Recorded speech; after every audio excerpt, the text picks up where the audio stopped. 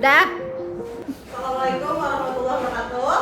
Waalaikumsalam warahmatullahi wabarakatuh. Sebelumnya saya ucapkan terima kasih kepada teman sejawat, teman-teman saya bersama guru yang sudah bersedia berhadir untuk menyimak tentang bagaimana pendidikan inklusi. Di sini saya mengambil judul bagaimana bukti penelitian untuk pendidikan inklusif, yaitu bagaimana peran kompetensi dan keyakinan diri guru dalam mendukung pembelajaran. Nah, sebelum kita masuk bagaimana bukti penelitian, kita harus tahu dulu apa itu pendidikan inklusif. Jadi pendidikan inklusif itu adalah sistem pendidikan yang menerima semua peserta didik. Kita tahu peserta didik kita itu kan adalah beragam dari latar belakang. Jadi ada yang latar belakangnya mereka dari ekonomi rendah, menengah, ke atas, atau latar belakangnya dari suku yang berbeda-beda. Kemudian latar belakangnya juga ada yang memiliki emosi yang berbeda-beda seperti itu. Jadi pendidikan inklusif itu menerima bagaimana peserta didik dengan segala keunikan dan kebutuhan yang mereka miliki. Nah, jadi tadi kita bahas tentang penelitian. Jadi di sini saya mengambil penelitian dari artikel Kemendikbudristek dan dari Faizin serta Restuti tahun 2025. Mereka itu menganalisis tentang bagaimana atau faktor-faktor apa saja yang mendukung keberhasilan pendidikan inklusif di sekolah. Jadi dia mengatakan bagaimana kompetensi guru itu dapat diperkuat untuk mendukung implementasi pendidikan inklusif, khususnya jenjang PAUD. Kalau kita di SMA, kita juga sebenarnya harus dibekali berbagai kompetensi untuk membimbing siswa-siswa berkebutuhan khusus. Jadi kita bisa mengikuti beberapa BIMTEK yang diadakan oleh pemerintah. Jadi sekarang kita bisa mengakses saja di rumah pendidikan. Nanti di sana ada diklatnya tentang pendidikan inklusif. Jadi ini mendukung program pemerintah. Kemudian Restuti dia mengatakan bagaimana self efficacy atau keyakinan diri guru untuk mempengaruhi bagaimana praktik baik pembelajaran inklusif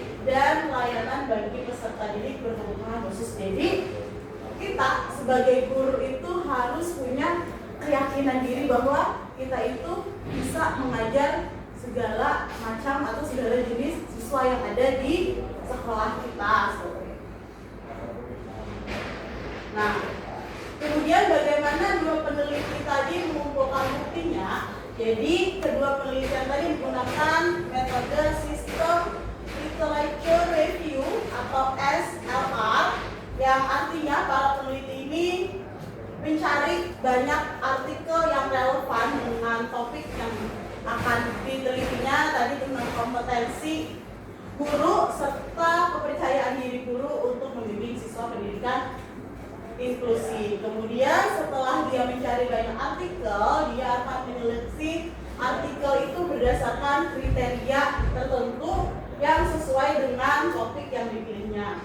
Kemudian menganalisis dan membandingkan hasil penelitian yang relevan. Kemudian setelah itu disusun kesimpulan berdasarkan kumpulan bukti yang tersedia. Jadi ini langkah peneliti mengumpulkan bukti dari penelitiannya. Nah, temuan utamanya dari penelitian tersebut yang pertama adalah kompetensi guru itu sangat menentukan bagaimana keberhasilan pendidikan inklusif. Jadi kompetensi guru itu sangat menentukan bagaimana pendidikan inklusif itu di sekolah. Kemudian yang kedua, pelatihan dan pengembangan profesional itu dapat membantu guru menjadi lebih siap menghadapi kebutuhan dan keberagaman belajar bagi murid atau peserta didik. Kemudian self efficacy atau keyakinan diri guru itu berpengaruh terhadap kemampuan mengelola kelas, berkolaborasi dan melakukan adaptasi pembelajaran. Jadi kita seorang guru itu punya keyakinan diri. Kalau kita kada yakin dengan kemampuan kita sendiri, bagaimana nanti siswa kita itu akan kita ajari, kita aja kada yakin nih, aku kayaknya nggak bisa deh ngajar ini. Bagaimana kita akan mengajarkan peserta didik itu kalau kita sendiri tidak yakin dengan kemampuan kita sendiri. Kemudian dukungan sekolah dan lingkungan kerja juga berperan penting. Jadi lingkungan yang mendukung, jadi ekosistem sekolah yang mendukung, ekosistem yang mendukung serta sekolah ramah anak itu sangat berperan penting demi kesuksesan pendidikan kebutuhan khusus atau sekolah inklusi di sekolah. Nah, jadi dampaknya bagi praktek mengajar itu adalah, jadi dari hasil penelitian si Faizin dan Restuti tadi, itu ada beberapa hasil penelitian yang bisa mengingatkan kita bahwa kita itu pertama harus mengenali kebutuhan setiap peserta didik yang sangat penting. Jadi untuk mengenali nanti pada saat awal semester nanti kita bisa melakukannya dengan tes diagnostik. Nah, bisa diagnostik akademik atau non akademik. Kemudian pembelajaran itu dapat dibuat lebih fleksibel melalui pembelajaran berdiferensiasi. Jadi kita tahu kebutuhan siswanya, nanti kita bisa merancang pembelajaran sesuai dengan kebutuhan dan gaya belajar kita. Kemudian kita bisa berkolaborasi dengan rekan guru kayak kita nih, kita sedang berkolaborasi untuk menyampaikan tentang berdiskusi. Bisa juga nanti kita bekerja sama dengan orang tua. Jadi pada saat orang tua datang, kita bisa berkomunikasi tentang apa saja kebutuhan peserta didik. Kemudian tenaga pendukung seperti GTK itu lebih diperkuat lagi. Kemudian dengan pengembangan kompetensi guru dengan mengikuti beberapa fintech atau digital.